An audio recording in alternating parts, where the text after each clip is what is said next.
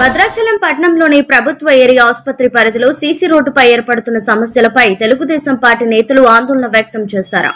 ఆసుపత్రికి వచ్చే అంబులెన్సులు ఇతర అత్యవసర వాహనాలకు రాకపోకల్లో తీవ్ర ఇబ్బందులు తలెత్తుతున్నాయని పేర్కొన్నారు. రహదారి ఇరుకుగా ఉండటంతో ఎమర్జెన్సీ సేవలు ప్రభావితం అవుతున్నాయని చెప్పారు. ప్రజలకు మెరుగైన వైద్య సేవలు అందించాలంటే వెంటనే ఆ సీసీ రోడ్డును విస్తరించి వెడల్పు చేయాలని అధికారులు చర్యలు తీసుకోవాలని తెలుగుదేశం నాయకులు డిమాండ్ చేశారు.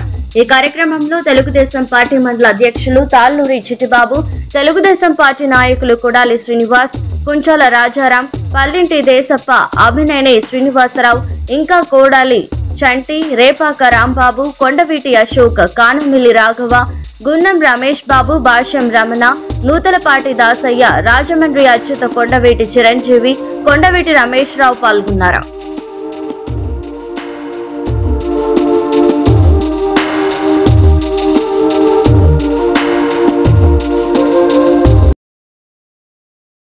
ఇటువంటి మరెన్నో వీడియోల కోసం మా ఛానల్ ని సబ్స్క్రైబ్ చేసుకోండి.